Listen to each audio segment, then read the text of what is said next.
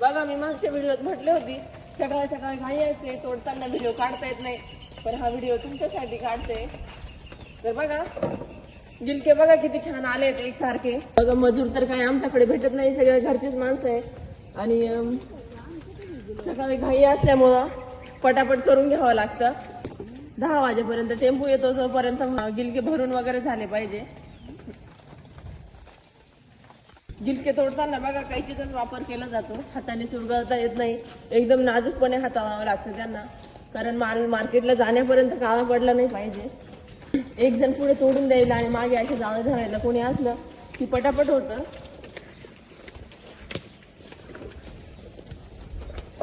तर असेच व्हिडिओ बघत राहा आणि व्हिडिओ जर आवडत असेल तर चॅनलला सबस्क्राईब करा.